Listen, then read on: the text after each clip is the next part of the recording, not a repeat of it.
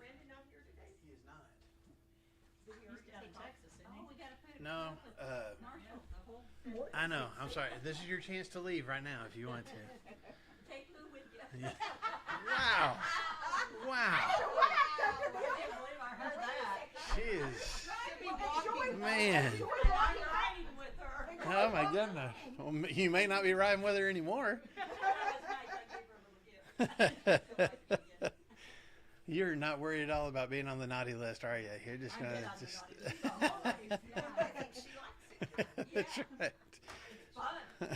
Well, I wore a Christmas shirt today that does not have a Grinch anywhere on it. I can't believe But it. I couldn't just come out in public like that. I had to put my Grinch earrings on to kind of balance it all. So I just hate wearing championship you shirts. still had the spirit of the Grinch, just not the shirt. Is that But fair? It's not like I don't want to be mean. I'm not mean to people. No, the Grinch. I even put money in the little red buckets. You know, I'm not. Yeah. Well, the Grinch ended up not being mean. His heart grew 3 times that day. What he was upset about was how they were treating each other and how Christmas had become so commercialized. Exactly. It was all about He's the actually a life. hero. He's actually a hero. I think so too. Yes. Thank you. Yes. I'm with you. Did you take pictures? You know that Grinch in front of that restaurant? You stop and say, "Oh, I like Wait, you." oh, I have got a great picture. No. I bet you loved the Walmart commercials this year. See, she's sitting Oh down yeah, there. because it's been all Grinch themed. She's Yeah, sitting down you're there right. talking bad about me. No, I do have. I No, just but happen I to said have. directly to you. She probably taped them all so she could watch them throughout the That's right. That's right. Everybody's on pins and needles now, Lou, wanting to know what the picture's going to be. I knew I shouldn't do that. That was at the downtown Christmas tree. Yeah, yeah. Let's pass it around. Let's let everybody see. At the Bentonville downtown Christmas tree lighting ceremony. That's hilarious. So who's the Grinch? I know. Yeah. I knew it. I knew you were gonna use it to blackmail me. Send me that picture. Yeah, I'm not asking anything in return. Did you see her? yeah. How funny. Yeah.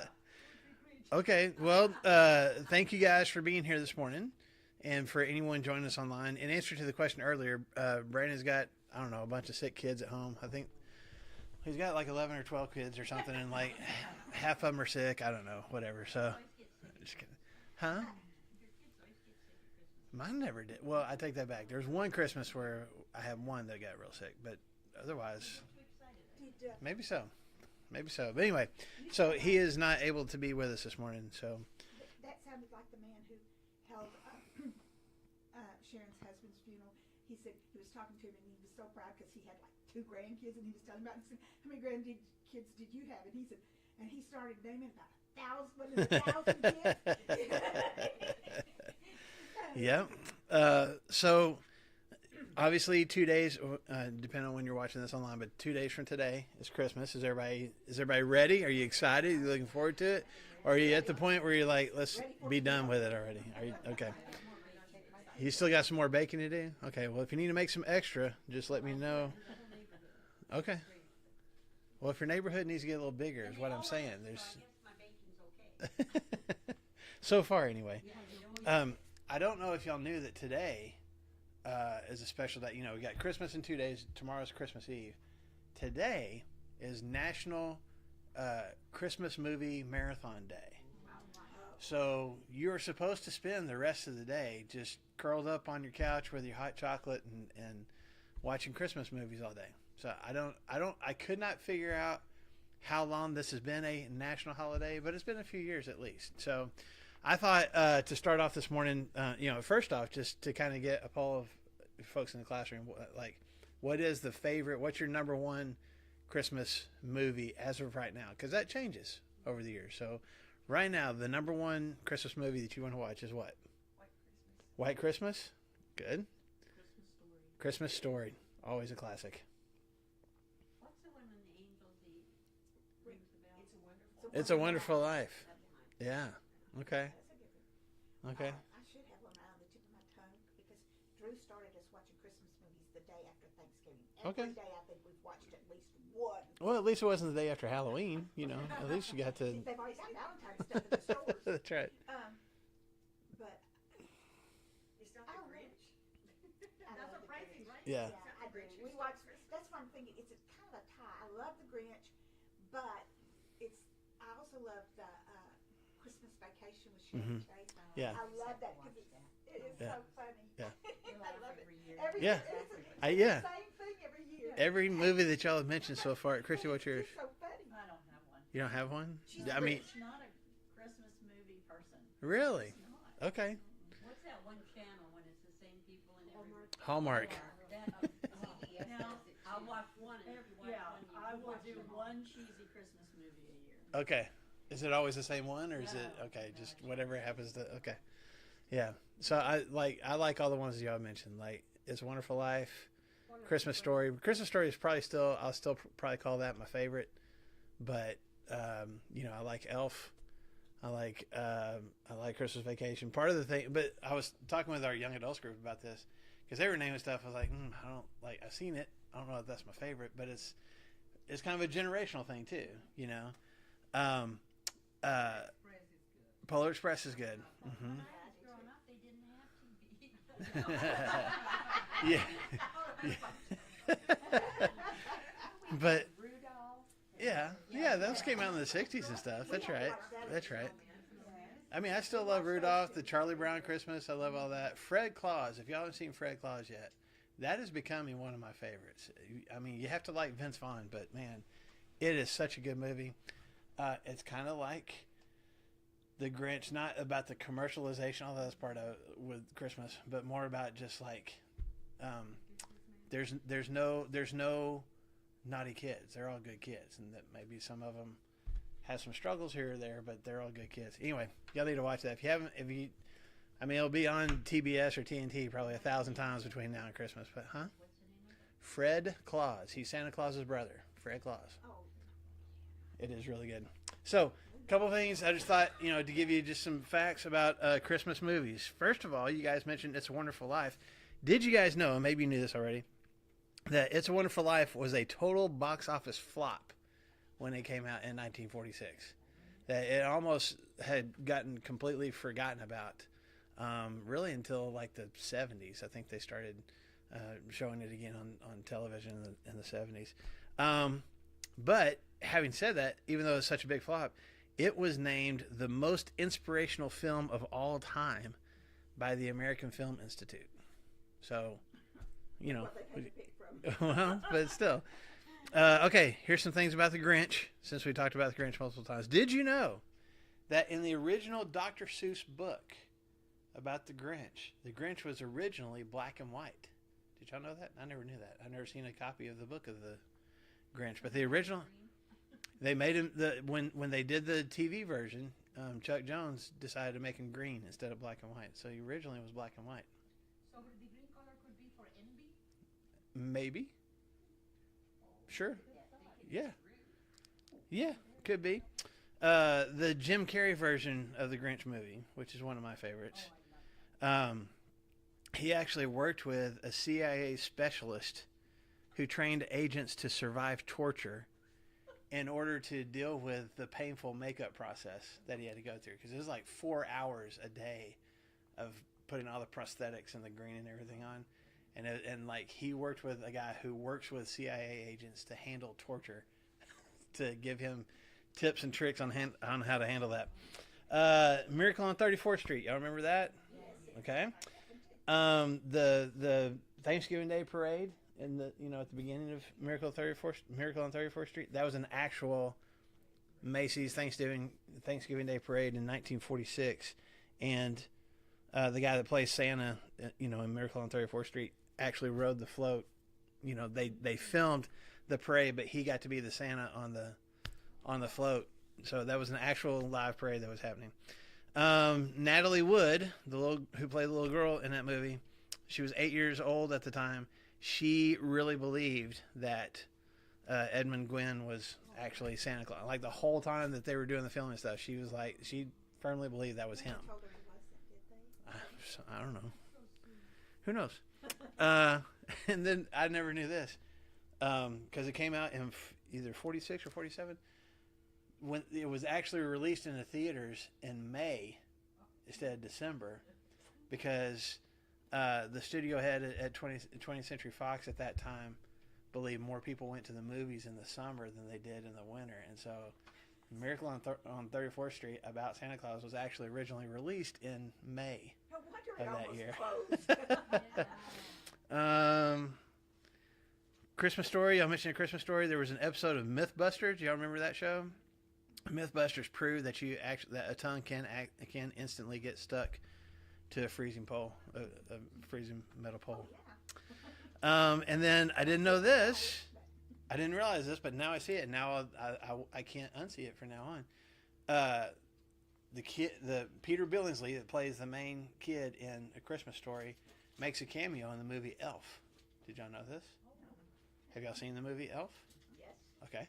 So when he's at the beginning, when he's like making the etch-a-sketches and he's not being as fast as everybody else, and the guy that's like kind of the head elf that's in charge of, all the toys being made, his name is Ming Ming. That is Peter Billingsley. That's the kid. That's a grown-up, kid from A Christmas Story. So he makes a cameo in the movie. I never knew that. Also, with Elf, Will Ferrell ate so much sugar while filming Elf that he had trouble sleeping. Which makes sense if y'all have never seen it. Like, it's Pop-Tarts, it's chocolate syrup, it's regular syrup. I mean, it's a ton of candy that he eats in that thing. A couple more. Rudolph the Red-Nosed Reindeer. So the animation for that, the stop-motion animation, that was all done in Japan, and all the audio was done in Canada. So it wasn't actually made in America, for whatever that's worth. And then I think I told you guys this last year, but the guy that wrote the original story, Rudolph the Red-Nosed Reindeer, for Montgomery Ward, as an advertising thing for them, he considered other names besides Rudolph. Do y'all remember this? And two of the other top names that he considered was Reginald, and I don't know if you do Rollo or Rolo. I don't know. Rollo. So could be, could have been Rollo the Red-Nosed Reindeer or Reginald the Red-Nosed Reindeer. And then I don't think they still do this, but for a few years after Home Alone 2 came out, which would have been like 92, 93, you could go to the Plaza Hotel in New York City and stay in Kevin's suite, room 411, and have the whole experience that he had for $1,100 a night. Oh, wow. So you could do all the room service, everything that he did. You could pay $1,100 a night and have Kevin's experience in the Plaza Hotel. I don't know if they still do that, but this morning that when he went to the grocery store and he spent $19 and used his $1 coupon. Yeah. That in today's money, those same groceries would be $63. I believe it. I believe it. Well, now we get that debate started. Is Die Hard a Christmas movie or not? So, I do like Scrooge. A Christmas Carol. yeah. So, like, A Christmas Carol, the original, like, Scrooge movie? Because I like Scrooged, which is Bill Murray, the Bill Murray version of the story of Scrooge. Oh, have you ever watched it? I think so. Oh, it is so good. So good. Y'all need to watch that. They did a story about the town where It's a Wonderful Life is set, Mm-hmm. and the town just goes nuts. I mean, it converts back into Yeah, every December they convert the whole town back to looking like that. Costumes, and people can come in and rent hotel rooms, and it's how a lot of people make money. Yeah, because a lot of that was done on the studio lot, but they did have to have some scenes where it was like the actual town with the They got cars driving stuff. Mm-hmm. And the plaque on the bridge actually says where this one man actually saved someone from drowning Mm-hmm. there. So it's a miracle bridge. Yeah, that's crazy. I also saw a thing where early on in the movie when Mr. Gower, when he almost puts the poison in the pills and George Bailey, the kid, stops him from doing so, but he's drunk and he like slaps him around, and then realizes what he did and apologizes for him and hugs him and all that kind of stuff. That in order to really get into the part, that actor really got himself drunk. And so when he starts reacting to the kid telling us wrong, like he was actually hitting him. And then it dawned on him like what he's doing. So when he's hugging him, like, I am so sorry, he's really I'm a like, hard time. I'm so sorry. Oh, that's So now I heard that, and it was on the internet, so it must be true. But anyway, all right. So hope you enjoy all your Christmas festivities, and like I said today, just for what it's worth, your local minister has given you permission to just take the day and watch Christmas movies all day in celebration of Christmas movie marathon day. So feel free. Okay. We're in Mark chapter 12. We spent the bulk of our time last week talking about the story that Jesus told about these tenants, not just not sending the produce of the vineyards back to the owner, but actually mistreating and killing his servants and his son, and how Jesus is telling the story as an analogy about the religious leaders, the Pharisees and the Sadducees and all the religious leaders that were there in the temple listening to him preach. And they knew it. They realized he was talking about them. And instead of them having the reaction of, man, let's take an honest look at ourselves. We have been pretty abusive to the people that God has sent us to try to make better choices and do things better. They didn't do that. What's their reaction instead? Y'all remember? Not just arrest him. But yeah, they wanted to arrest him. They did want to arrest him. I'm sorry. It was earlier when it said they wanted to kill him. So they're like, let's get rid of this guy. So it's not about the message. It's about the messenger. They want to get rid of the messenger because they don't want to hear his messages or do anything about him. Now, as we said before, this is in the temple. Huge area in these temple courts where different crowds of people are coming through, and it was not uncommon for different rabbis to kind of have a place where they would kind of sit and people would gather around them and they would teach different truths. So there's probably this huge crowd that is gathered around Jesus, what it seems to be described, and that's even why these religious leaders didn't have Jesus arrested in that moment, because they were afraid of basically a riot starting of something bad happening if they tried to arrest him, because he was so popular with the crowds. Now, this is just to kind of remind you guys, Jesus is coming to Jerusalem. He rode on the back of a donkey, came into town as a king, left that night, came back the next day, turned over the tables, created kind of chaos in a way, but cleared out the temple. And after that moment, this is probably, a couple days in a row where he's going back to the temple every day, and these religious leaders are coming and challenging him with these different questions. And their thought is, if we can ask the right question, if we can trip him up in his answers in some form or fashion, we can discredit him. And then we can, with this whole crowd around, we can say, this isn't a rabbi that you should listen to. This isn't a man from God. This isn't a miracle worker. This isn't the Messiah. This is just some random guy who doesn't know the law, who isn't from God, who you don't need to pay any attention to. And that would either clear the path for them to be able to kill him, or at least diminish the people who are following him, so eventually he will kind of, fade away. Yeah. So that's their plan. And so what we're seeing here in chapter 11 and chapter 12 is these multiple attempts of these really smart religious leaders who are just unwilling to actually listen to what Jesus' message is and buy into it. And instead, they're going out of their way to try to refute it and discredit him. So he tells that story. They're upset about that. Now they come up with a new plan, okay? Everybody ready? Mark chapter 12, beginning verse 13. Later, they sent some of the Pharisees and Herodians to Jesus to catch him in his words. So I just want to stop with that verse right there, okay? So, Mark even tells you, here's the plan. They're coming to Jesus for what purpose? To trap him, to catch him in his words, to trip him up in some form or fashion. Who, in this attempt, who is it that's coming to do this? There's two groups. Pharisees and the Herodians. What do we know? We've met the Pharisees multiple times. What do we know about them? They didn't believe that Jesus was the Christ. They didn't believe Jesus was the Christ. They were very religious people. Mm-hmm. This is your group of rabbis. These are when you see teachers of the law, experts in the law. Those are usually your Pharisees, and these are the people that were usually the rabbis that people would come to ask their religious questions, to ask their questions about their families or how they should be living their lives. They were the source of explaining God's law and God's purposes to the people. And so this is why they always, kind of butted heads with Jesus. So we've talked about them before, but now we got the Herodians. Who are the Herodians? We've been introduced to them before. It was all the way back in chapter 2, so we may have forgotten. Who are the Herodians?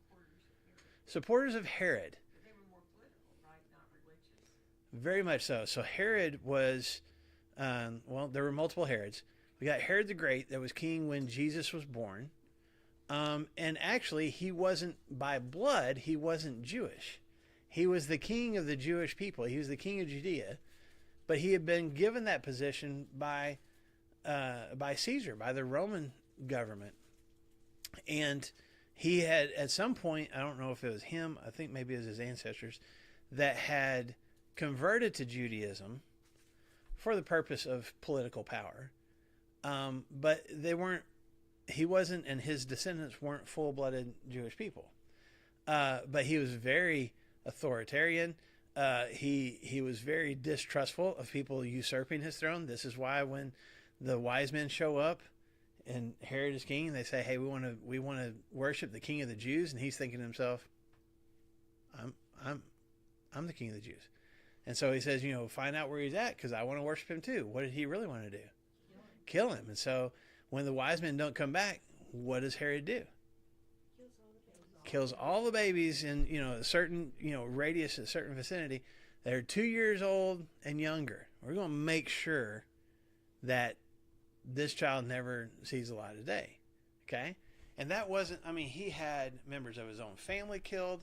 He had thousands of people during his reign slaughtered for a variety of reasons, mostly because they were either challenging his authority or he thought they could somehow create a revolution and knock him off the throne. Like I said, even his own kids, like he had some of them in prison or killed. When we come across some of these other, like there's another Herod that John the Baptist had issues with. That was Herod Philip, but he had a brother, Herod Antipas. So when you see the name Herod in the New Testament, you got to kind of pay attention to which Herod. Doesn't matter right here except to give you some context about these Herodians. These are Jewish people who were dedicated to King Herod and to making sure that he and his family continued to be the ruling authority. Why would that be a problem for Pharisees and other Jewish people? Well, what I was thinking it'd be a problem for him because Jesus is saying that he is the Messiah who will be the King of the Jews. Mm-hmm. So I assume from that, Herod still doesn't want another king coming. Mm-hmm. Maybe a different Herod, but he don't want another king. Right. So I would think That would definitely be why the Herodians didn't like Jesus, because he is challenging, right, in their mind, challenging the throne. Why wouldn't the Pharisees like the Herodians, typically? Okay? They thought the Messiah hasn't showed up yet, but we're expecting him to. Right. He's going to overthrow the government, right? Why else would they wouldn't like? Would the Herodians take some of the power? Weren't the Pharisees maybe concerned about their power? Yes, but the biggest thing is, again, where did Herod get his authority and power from? From Rome. He was put in this position, and his descendants after him that took over the throne after he died, they got their power from the Gentiles, from the Romans. And your strict traditional rabbis didn't see him as a legitimate king in the first place, because he wasn't even Jewish, and he didn't do Jewish things. The only time that he offered sacrifices and did the things the Jewish people wanted to do was when it benefited him the most. Does that make sense? So for the most part, Herodians, and you don't really see this on display in Scripture, but just from documents, ancient documents and stuff outside of Scripture, Pharisees and Herodians hated each other. They never got along. Okay? that's important in the context here, because now they're teaming up. Now these two groups that generally completely distrust each other, completely hate each other, are getting on the same side to go and try to trick Jesus. Okay?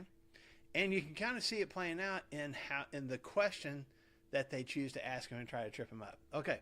So verse 14, they came to him, they said, "Teacher," here comes the buttering up. "Teacher, we know you're a man of integrity.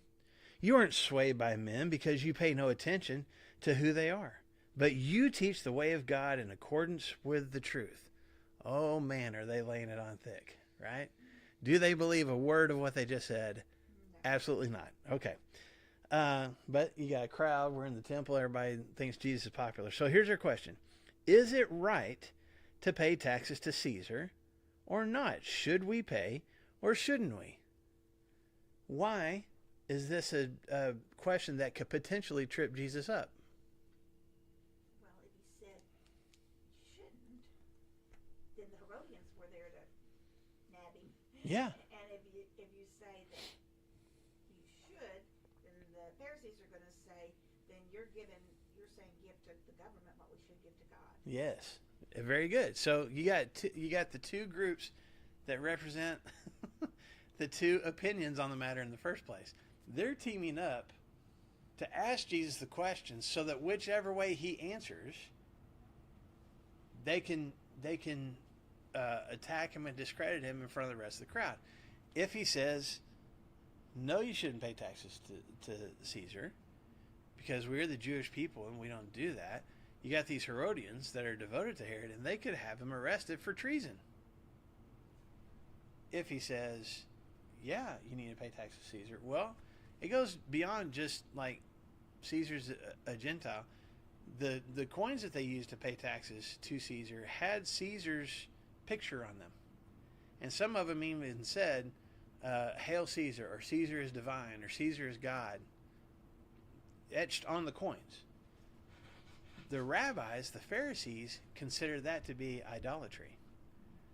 The second commandment of the Big Ten says what? No idols, no graven images, right? And so there were some, this wasn't everybody, there were some that would say, part of the reason that we don't pay taxes to Caesar is because that is, in essence, worshiping Caesar, and we're using this idol to bring worship to Caesar instead of to God. And so they could even attack Jesus and say, okay, if you're saying pay tax to Caesar, not only are you supporting the Roman government, which we all know, that's a bad thing because this is God's people and this is the land that God has given to his people, but you are breaking one of the 10 commandments. So, however Jesus, to give them credit, they've come up with a really good question.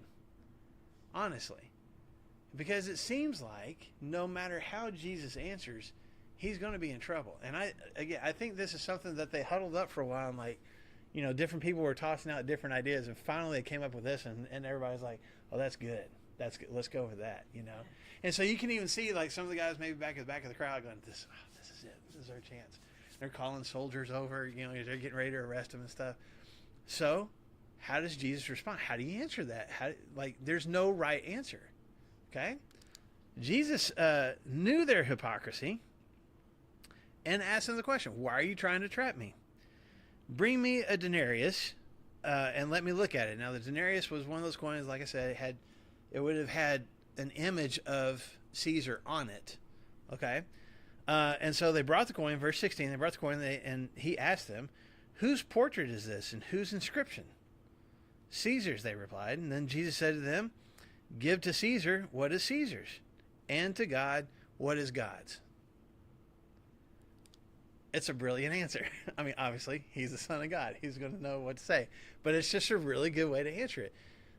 What is Jesus ultimately saying? If it's got Caesar's picture on it. Okay. So, is Jesus supporting, is Jesus necessarily supporting Caesar? Not really. Yeah. And does that agree with other things that we see in Scripture when it comes to paying taxes and obeying the government and things like that? Yeah, you read in Romans, you read in when we went through First Peter together, we talked about like there's a call from God. You know, there are people who are put in authority for a reason. God's got ultimate control. Pay your taxes, give honor, do what you're supposed to do as a good citizen. Okay, so there's that, and Jesus is, you know, kind of before you ever get to Paul and Peter is kind of laying the groundwork for that kind of attitude, right? Give to Caesar what is Caesar's, but then give to God what is God's. What is he saying? Separate church from government. Separate church from government? Separation of church and state. It's all the way back here at the beginning of the Bible. Maybe. What else do you think? Well, he obviously knows that they tried to trick him, so. Well, but it's kind of like common sense tells you that, you know, to me it just, but once again, I'm looking at it in hindsight, Mhm. so to me it looks like common sense. Probably Yeah. to them it didn't. yeah. But he's basically telling them that they're kind of not on the brightest side of the team. Well, yeah, but it's I mean, is he contradicting No. the Scripture though? Because I mean, Psalm says the earth is the Lord's and everything in it. So doesn't even the coin that has Caesar's inscription on it, doesn't that belong to God too? But they were supposed to tithe a certain amount, Mm-hmm. sacrifices of this and that. Mm-hmm. When you were doing this sacrifice, isn't Caesar wonderful? You know, I mean, you were Right.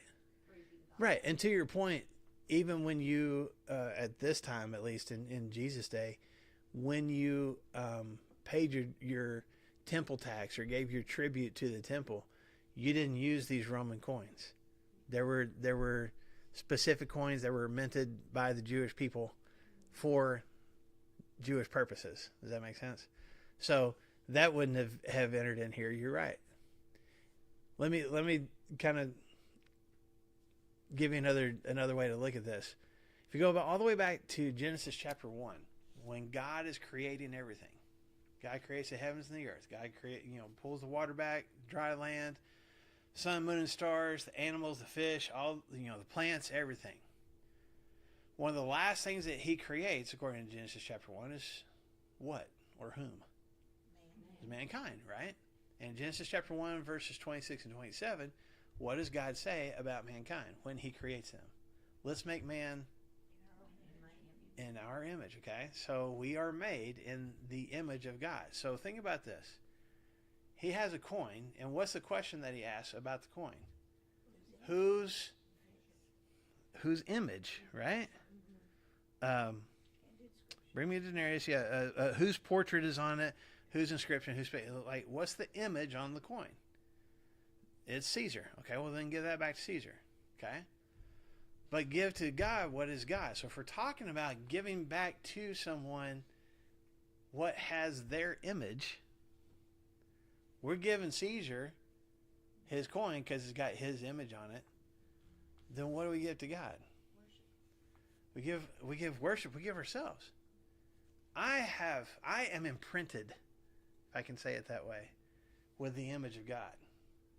And so, not only is Jesus saying, this is a ridiculous question. Just pay, whatever the government is asking you to pay, just pay it. Live at peace, right?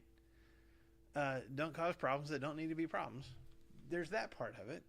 But He's also taking it a step further, like, you are the image of God. Give Caesar his coins if he wants coins.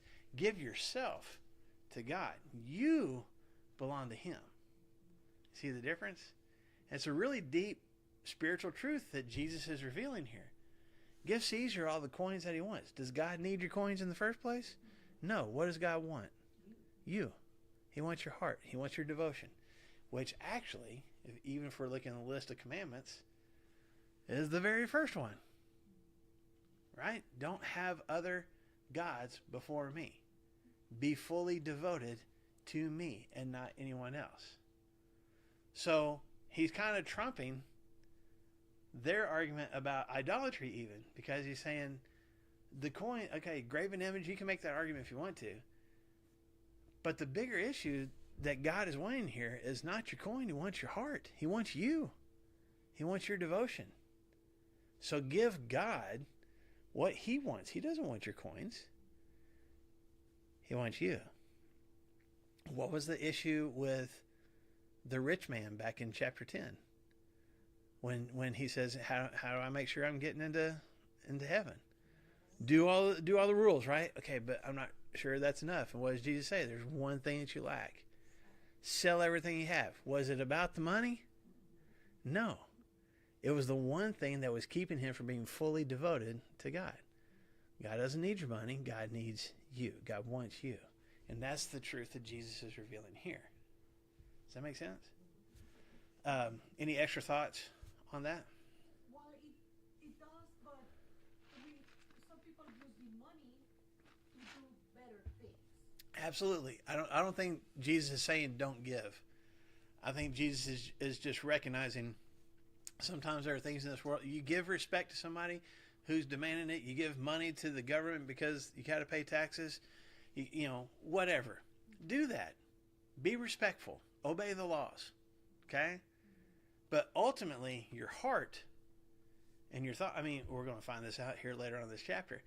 Your heart, your thoughts, your attitude, your strength, your energy, those things belong to God. And that's what you're giving to him. Sometimes is money a part of that? Absolutely. Because that's a demonstration of what I can give to God. But the reason I'm giving my money is because I'm giving my heart. I'll take it in. I'm getting preachy here. I apologize. But even when Paul is talking in 2 Corinthians to the church in Corinth about the church in Macedonia and how much they had given financially, they had given money. He says they were poor, they were in poverty, and they're giving money to help this other church in Jerusalem. But as Paul is describing that, I want to say it's in chapter 8 and verse 5, but that may not be right, but somewhere around there. He says they gave themselves first to the Lord and then to us. That's what Jesus is talking about here. First and foremost, I give myself to God. Now, does God need me to contribute money or contribute time or contribute my house? Or, you know, what is it? I'll do whatever, but the first and foremost is me. Give to Caesar whatever Caesar is demanding, fine. But make sure you're giving God what is his. I have his image on me. I'm in his image, and that's what he wants from me. Okay? What's their reaction to this? Okay, so mine says they were amazed. Yours says what? Marveled. They marveled. Anybody else got a different word there? They were amazed. They marveled at it. What did King James say back in the 1600s? At the end of verse 17. The end of verse 17. Okay, and they marveled. Marveled. Okay. So this Greek word for amazed or marveled. What? Okay, just a question. Yes, ma'am. The King James have a question mark after it. Where? After any marvelous in our eyes? Question mark. In verse 17? Yeah. Oh no, sorry. Okay. Sorry. That's okay. Okay. Hispanic, you got I'm sorry. That's okay. So they're amazed at it. So that Greek word means, dumbfounded or stunned, but specifically, because we can be dumbfounded and stunned for a variety of reasons. This is a word that specifically means being stunned due to the suddenness or unusualness of a phenomenon. So it'd be like, if something all of a sudden, like big explosion you weren't ready for, a big bang or something like that, and you kind of freeze. That's their reaction. They were so, you can see them almost kind of leaning forward, just waiting for him to say something, and like, we got him, and whatever, like, that answer just stopped them in their tracks. They're almost frozen for a second. Have nothing else to say, okay? But they're not done yet. Okay, so that didn't work. So then the Sadducees. Well, here's our third group. We had the Herodians and the Pharisees. Now we got the Sadducees. We've talked about them before as well. The Sanhedrin, the ruling body of the Jewish religious leaders, made up mostly of Pharisees and Sadducees. Pharisees were your rabbis and your teachers of the law. Sadducees, for the most part, were your priests. They were the ones that took care of the temple. They were the ones that make sure all the worship practices in the temple were done correctly. But they were also the ones that took your animals and they took your grain. And going all the way back to the Old Testament, the priests lived off of the gifts that were brought to the temple to worship God, right? Well, the priests in Jesus' day, some of them got pretty wealthy because people were bringing their grain and or if they didn't have they would kind of finagle things where they would get people's property. Like, hey, you see this nowadays in endowments and stuff. You assign your property over to me when you die. That'll be a gift to God. Well, it is a gift to them. Okay. As a part of that process, they were also not on the level that the Herodians were, but they were a little more lenient with the Roman government. And they would make sure that we're all getting along. You scratch my back, I'll scratch yours, so that the Romans wouldn't come in and destroy the temple. And there were also probably some leniency towards the taxes that they would actually have to pay to the Roman government because they could say, well, this is for religious purposes. Does that make sense? So the Pharisees hated the Romans. Sadducees were not fans, but they figured out ways to get along with them. And then the Herodians were like, we love the Romans. You see the differences here? Okay. So the Pharisees and the Herodians tried. Really good question. Thought they had him. Didn't work. Now the Sadducees have huddled up. And they're like, we got this, guys. Just step aside. Let us have our turn. Here's their question. Verse 18. The Sadducees, who say there is no resurrection, came to him with a question. Teacher, they said, Moses wrote for us that if a man's brother dies and leaves a wife with no children, the man must marry the widow and have children for his brother. And just in case y'all don't have a footnote or anything, that's a law in you can find it in Deuteronomy chapter 25, all the way back in the Old Testament. That's part of the law of Moses. Okay. Verse 20. Now there were 7 brothers. The first one married and died without leaving any children. The second one married the widow, but he also died, leaving no child. It was the same with the third. In fact, verse 22, none of the 7 left any children. Last of all, the woman died too. Now at the resurrection, whose wife will she be, since the 7 were married to her? So it's kind of a confusing question, first of all. Second of all, it's like, this is what you came up with? Like, this is, I'm not even for sure. I'm not for sure how this is supposed to trap Jesus, except maybe whatever he was going to say about the afterlife, they would pounce on. That's the only thing that I can figure out. They didn't believe in a resurrection. So. Which is interesting. Yeah. Of all the people to ask this question, is the people who don't believe in the resurrection in the first place. Okay? And that may be part of it. Whatever he chooses to say about the resurrection, they're going to pounce on that and go, well, there is no resurrection, and here's what we have to say about that. 7.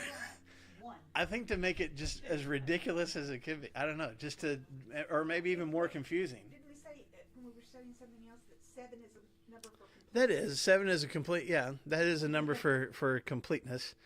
But yeah, I don't know why, just, again, just to make it just a bizarre question, that I really think they were just trying to figure out, maybe even to confuse him. Okay, wife number 1, or husband number 1, number 2, number 3, and he's trying to figure out how to answer, and then they can just pounce on whatever he has to say. So, again, to give you a little bit of background, most of the Old Testament doesn't really refer to the resurrection. Not that that was never part of God's plan. You just don't see it mentioned very much at all in the Old Testament. You get there was a belief that there was an afterlife. Like once you died, once the spirit left your body, it went to what I don't want to get too deep into this, but just kind of paint the picture for you. The Israelites believed that there was a place called, we would just call it the grave. The Hebrew word is the Sheol. It was just a place of darkness and just nothingness, and just your soul just went there to just exist, for the rest of the time. that was kind of the belief. And you see that described in different ways when people talk about going down to the grave. You see it, David mentions it in a few of his Psalms. But that's not necessarily what God was teaching his people, but that's what the belief was. Okay. There's a couple of places in Scripture where you start to see, or in the Old Testament at least, where you start to where you get glimpses of, now there's something more than that. Okay. For example, when David committed adultery with Bathsheba, she gets pregnant. She has a child. And God tells David part of the punishment for that sin was that child was going to die.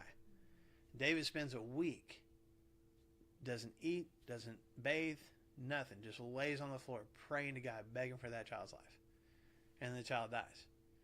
And instead of going into even further distraught, David gets up, cleans up, gets something to eat, goes to the temple and worships.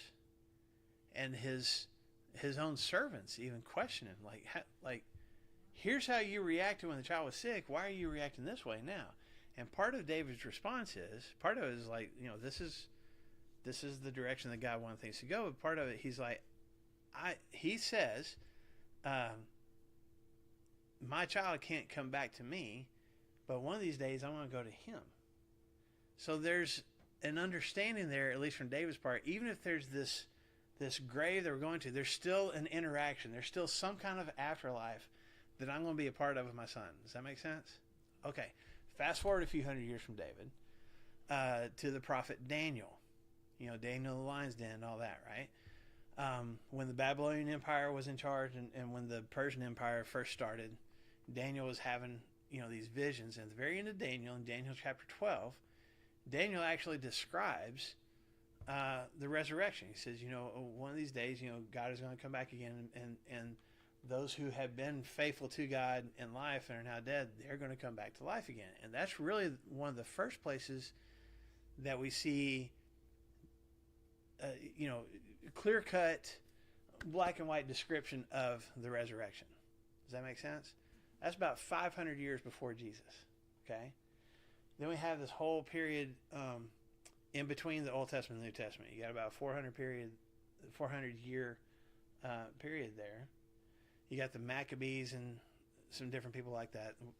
Anyway, there's some of the things that they talked about then that talk about the resurrection. And so just kind of over the centuries and coming into when the Greek Empire had taken over and now the Roman Empire has taken over, most of the Jewish people in Jesus' day had a belief in not just an afterlife, but a resurrection. We're going to come back to life. And your Pharisees would teach that this wasn't what we see described by Paul and even John in Revelation, where the earth and the elements as we know them are going to pass away, and we have this spiritual, eternal kingdom that we're going to be a part of. The Jewish people, because of some of the teaching that had come a few hundred years before Jesus, believed there is a resurrection, but it's going to be an earthly kingdom. This was part of the Messiah, right? The Messiah was going to come and establish this kingdom, but God was going to raise up faithful Jewish people and faithful Israelites from the dead to be a part of this new kingdom here on earth. Okay? Have I confused everybody yet? I'm trying to not leave. So that had started to become the prevailing thought in Jesus' day. Not the spiritual kingdom that Jesus described, but this physical kingdom ruled by this Messiah and whoever came after him. And it wasn't just the Jewish people who were living at the time in Jerusalem and Judea that would be a part of that kingdom. There would be faithful people, good people raised from the dead that would be a part of that kingdom too. You with me? Okay. Sadducees, really, for the most part, only really believed in the first 5 books of the Old Testament, the Law of Moses. And all the books after that, it's not that they weren't true, but those are history books and those are prophecies. But when we really want to know what God requires, we really need to pay attention to the first 5 books, because that describes the tabernacle and the sacrifices and the festivals and all those things, which is what they were in charge of. Okay? So they didn't believe in this resurrection stuff. Also, if this Messiah comes and establishes his kingdom, these people come from the dead, and this new kingdom is established, what does that mean about their power and their possessions? It goes away, right? We can't have that. So the Sadducees didn't believe in the resurrection, mainly for those two reasons. Because it wasn't in the Old Testament, at least not the books that they paid attention to the most. And because that concept challenged their authority and their possessions. Does that all make sense? Okay. I'm sorry I took too long with that, but I wanted to kind of paint the picture. So this is the group of people that now comes to Jesus and asks this question about the resurrection. And Jesus is like, y'all don't even know Scripture, man. You're asking a question that doesn't even make sense. And basically saying you're asking a question, or you're using marriage to ask a question about resurrection. And those two things aren't even connected. Okay? So you really, without just calling them dummies, he doesn't come right out and say it, but he's like, you don't really know what you're talking about. Okay? So it basically says, forget which husband is she going to be married to, because why? What does he say? When the resurrection happens, there is no marriage. Now, let me be clear. I don't think that Jesus is saying we won't know each other when we get to heaven. I think Scripture would say this as well, that we'll still know, even with new bodies and resurrected bodies and this immortal body that we're going to have instead of this earthly temporary one, we're still going to have an awareness of who each other is. Okay? But being married and, the sexual relationship of marriage and the procreation, all that, we don't need that in heaven because we're all eternal anyway. So, right. So we'll still have that connection, that recognition, but we won't have those earthly relationships anymore. Okay? So he's like, it doesn't matter which husband she was married to on earth because those relationships don't exist after the resurrection. But then he goes on and takes it a step further. Look at what he says in verse 26. Have I read all this yet? I stopped, didn't I? I'm sorry. Let me go back to 24 then. I'm sorry. I got ahead of myself. Verse 24, Jesus replied, "Are you not in error because you don't know the Scriptures or the power of God? When the dead rise, they will neither marry nor be given in marriage. They will be like the angels in heaven." There's no marriage relationships between the angels in heaven. Okay? Verse 26, Now, about the dead rising, have you not read in the book of Moses in the account of the bush, how God said to him, I am the God of Abraham, the God of Isaac, and the God of Jacob? He's not the God of the dead, but of the living. You are badly mistaken. So he's like, all right, I can almost see Jesus going, okay, all right. First things first. Your marriage question is ridiculous, okay? Because there is no marriage in heaven. So let's just answer that. Now, let's talk about this, the dead and what happens to them, the dead rising. And then he says, do you not remember in the book of Moses? What's he talking about? The first 5 books, right? The book of Exodus talks about Moses. And what does Moses see when he's up on the mountain when he's watching a bunch of sheep? Okay, a bush that's burning, but it's not being consumed by the fire. It's God talking to him through the bush and says, I need you to go rescue my people Israel. Tell Pharaoh, let my people go, right? That's the whole story in Exodus chapters 3 and 4. Okay. But when he appears to Moses, what does he call himself that Jesus refers to here?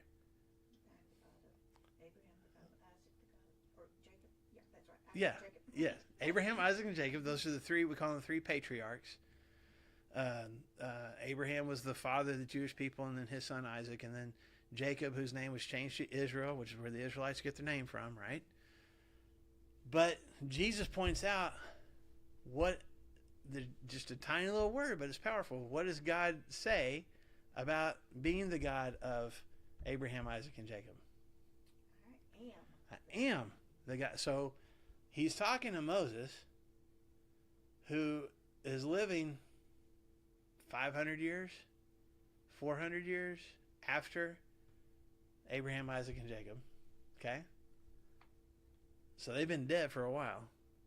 And yet God says, I am the God of Abraham, Isaac, and Jacob. Which is not just talking about God being present. What does that also mean? Okay, they are still alive. I am the God. Not I was the God of Abraham, Isaac, and Jacob. I am. I'm still their God because they are still living. Does that make sense? That's what Jesus is challenging these guys with. And he even says, God is not the God of the dead. He is the God of the living. So he doesn't go into explaining all about resurrection. He just says, listen, there is going to be a rise of the dead because the dead, at least, in God, are still alive. He is still their God because they are still living. Does that clear that up? Okay. So then he goes a little further here. And this whole time in the temple, man, Jesus is a whole lot more bold, I think. Or more, not bold, more blunt, I guess I should say, with his opponents than he has been before. Because what does he say? After he says all that, what does he say? The last sentence. You're badly mistaken. Does anybody else have a different word there? You are therefore greatly mistaken. Greatly mistaken. Okay. Yes, quite wrong. Yes. And that word, that Greek word for our phrase, badly mistaken, is a Greek word that means to be led astray, to be led down a different path. And it's actually the same word. We have the parable in Luke chapter 15 about the lost sheep. There's the 99 that are there and the one that walks off. Matthew also relays that story, Jesus telling that story in Matthew chapter 18. And when he describes the one sheep that went away, this is the word that he uses, okay? That this sheep has wandered off. The sheep has been led astray. And that is how Jesus describes these Sadducees. You guys have wandered off by yourselves. Like, y'all aren't even close to where you're supposed to be, okay? Same word that he's using there. All right? So these guys are supposed to be so wise. I mean, they're part of the Sadducees. They're part of the Sanhedrin. They're part of the... These are some of the guys you go to for answers. And Jesus is like, you don't even have the answers. You're far from the answers. Okay? You don't even know the question. Right. So, we need to wrap up. I spent too much time talking about Christmas movies. But there's... We'll put a bookmark here. So look in verse 28. There's one guy that's been kind of standing at the back of the crowd. Now, he is a teacher of the law, which means he's probably a Pharisee. He's at least a rabbi, probably a Pharisee. But he's been listening to this. Okay? It says in verse 28, when the teacher of the law came and heard them debating, and noticing that Jesus had given them a good answer, he asked him a question, which is what? Of all the commandments, which one is the best? Okay? So, we've had a question about, go back to chapter 11. We've had a question about authority. Jesus answered that. He answered their question with a question. Y'all remember us talking about that last week? Him saying, okay, I'll tell you. If you tell me where John the Baptist got his authority. We don't know. Okay, well then I'm not going to tell you. So he's answered a question or been asked a question about his authority. He tells a story about, really about authority and about the unwillingness of these religious leaders to surrender their will to God's. He has been asked about taxes. He has been asked about the resurrection. So there's a lot of different challenges that Jesus come across here in the temple. And now here's this one question. And here's this Pharisee that's asking it. He's noticed so far Jesus done a really good job answering these questions. There's a little bit of recognition there. He's done a good job answering these questions. So now his question is what? What's all these commandments? I don't think he's just asking like what we have in the Old Testament. He's not just talking about the 10 Commandments or any of the other rules in Leviticus and all that kind of stuff. Whether it's that or all the laws that we have come up with as Jewish people for the last, 400 years that we have added to all the commands. We have the command to keep the Sabbath, but we've added multiple commands to that and subsections and, different things. Of all those, which one is the best? Which one is the greatest? And Jesus has an answer for him, and that's what we'll talk about next week. Is everybody good with next week? Okay. It's going to be 2 days before New Year's Day, so everybody good with that? Okay. We'll reveal Jesus' answer to that next week. So thank you for your time today. Hope you guys get to curl up with the Christmas movie. Hope you enjoy family and friends and all your holiday plans. If you can, if you're in town, would love to see you tomorrow night. Bring somebody with you for our candlelight service. It's going to be awesome. We'll have scriptures read. We'll light some candles. We'll sing. We'll have a really cool song that Summer and Mary Jo and Lisa and Garrett are gonna play for us. It's gonna be really cool. So if you guys can be here, please be here tomorrow night, 5 o'clock, candlelight service. See you then. If not, have a good Christmas. What do you think is the time period between all these questions you get? I feel like maybe some of them are same day. Mark doesn't give us Mark doesn't say it then the next day and then the next day. Between Jesus riding in on the donkey and his arrest is about a week. So, I would say 24 hours, but not necessarily the same day. You know what I'm saying? It might be one day and then the next day they come back with the next question. Like they wouldn't huddle with you back. Right. It might be. It might be same day. They might ask in the morning, and then he keeps on teaching. They're over here huddling. Okay, let's go ask this question. Or it might be they get together at somebody's house that night and come up with a better question, and they come back the next day. Okay, now we have a better question for you. Yeah. My question, the last question is, the question before that, why do they mention no kids? Because. You know? Yeah, because their thought would be, whichever one produced kids, that's her real husband. She wouldn't have to marry the next husbands if she had ever produced kids. But they mentioned no kids and like the what do you call that when they give to the kids inheritance? Oh yeah. Why do they mention that on that question? Why didn't they mention that? They did. Well. I mean, they were referring to that inheritance. Mm-hmm. She doesn't have kids. They left that kind of open. Yeah. There. Yeah. That was weird. They completely left that out because that wasn't really their question. No, but they were trying to make it more complicated by adding that, I think. Right, but I also think if they don't ask a question about the inheritance, then if Jesus said, well, she belongs to her first husband, then they could be like, well, what about the inheritance for, they could bring it up then. So let's ask this broad question, kind of broad question, about these 7 husbands. Then whatever he answers, we can bring other factors into it. Mm-hmm. Yeah, that's why I was like, what? Yeah. Did the Sadducees believe in angels? No. That's what I was thinking. No. But I couldn't remember for sure. Yeah, angels and resurrection. Neither one, they Yeah. didn't believe in either of those When you things. were talking about they didn't believe in the resurrection, I was thinking, I don't think they believed in angels Mm-mm. either. No. And that reminds me, you got to get more people answering questions on Sunday mornings. He asked a question and he said, so what happened? And just spontaneously, without even thinking, I answered out loud, and I was the only one that That's all said right. anything, and I was like, oh my gosh, I didn't. You can answer questions out loud. Toddlers, so I didn't hear.